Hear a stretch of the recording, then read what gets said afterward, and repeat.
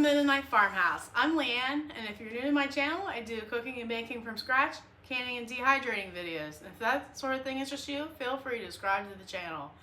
And make sure you're hitting that notification bell to be notified when I upload my next video. Today we're participating in Chili Smackdown 2023.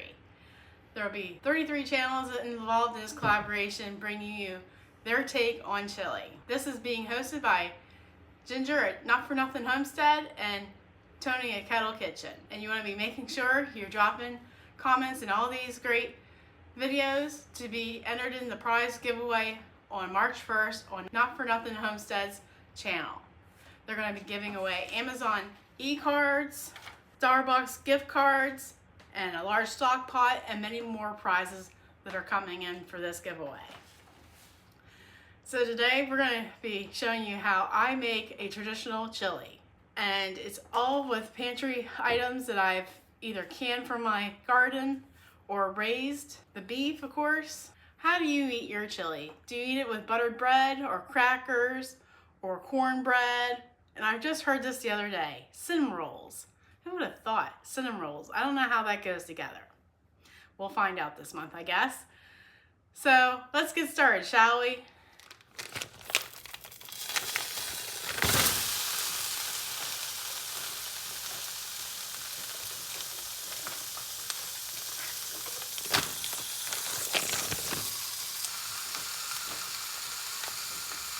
I might know something about chili. I used to work at this fast food place called Wendy's. I think they sell chili. So, yes, I worked at Wendy's for 11 years, so I might know something about chili.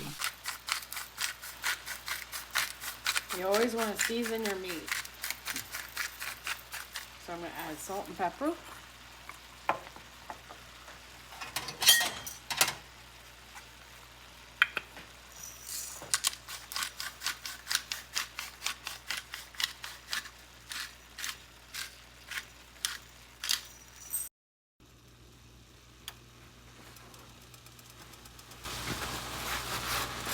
In order to get all the grease out of the pan, I just use a paper towel to soak up that extra grease.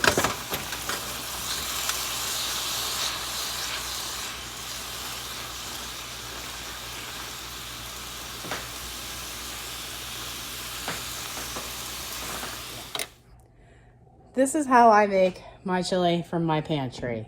We're going to be using 2 pounds of ground beef, just cooked, a can of northern beans, a can of kidney beans, a can of pinto beans, and we're going to use a quart of crushed tomatoes from 2018, a pint of whole tomatoes from 2019, a quart of tomato sauce from 2020, dehydrated onions from 2021, and bell peppers from 2022. So this is how I keep my pantry going, by using these things in procession. Just kidding. It's just how it worked out. But I thought it was corny. Anyhow, so we're going to be using garlic powder, onion powder, chili seasoning, ground coriander, and you know how I love my cumin and salt and pepper. Then I reach for the paprika and the oregano. All right, into a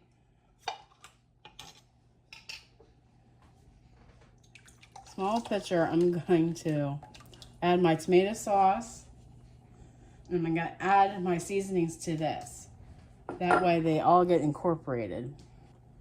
So I'm going to add 1 tablespoon of chili powder, 1 tablespoon of cumin,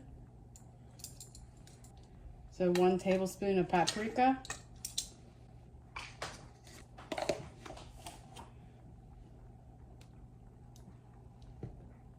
and 1.5 teaspoons of garlic powder, 1 1/2 teaspoons of onion powder, a teaspoon of coriander, and for right now, I'm just doing 1/2 teaspoon of salt since we already added some to the hamburger while we were cooking that. I put water in my jar of tomato sauce just so we can get every little bit of that out. We're going to stir to combine this.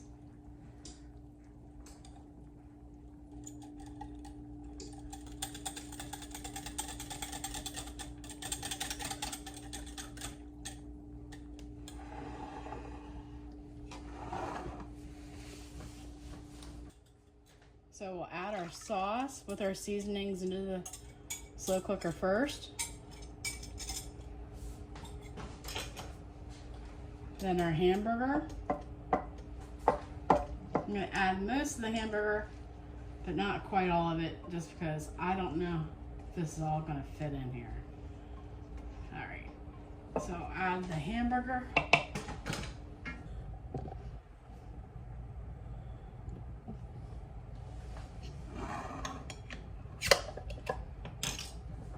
The crushed tomatoes.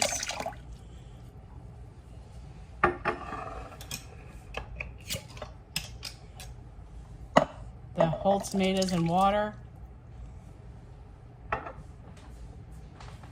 And I don't mind putting that extra water in because I'm using dehydrated vegetables.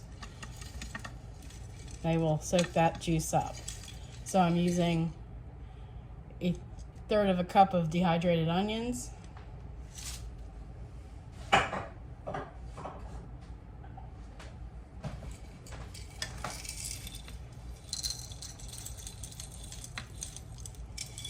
And 1/3 of a cup of dehydrated bell peppers.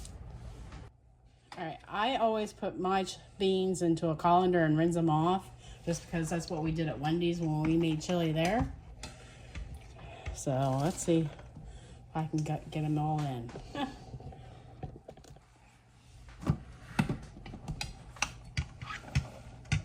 There we go.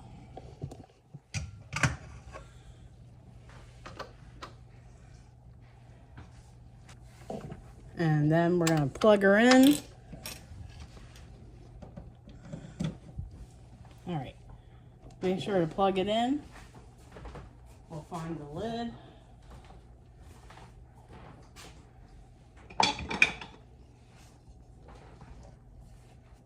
And make sure we can get the lid on. Now, a good slow cooker recipe should not need stirred, right? All right, we're going to turn on high. I'm going to cook it for 3 hours on high. Then we'll cook it on low for the rest of the day. And chili is always better the next day.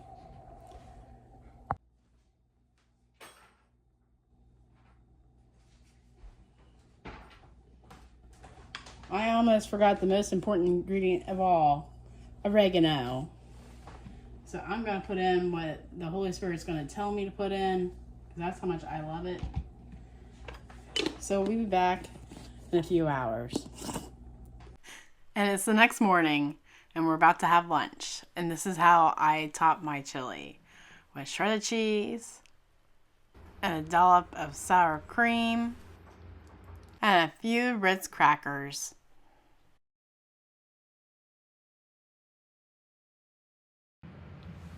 Are you going to tell me how you like it or not? He said, it's good for chili.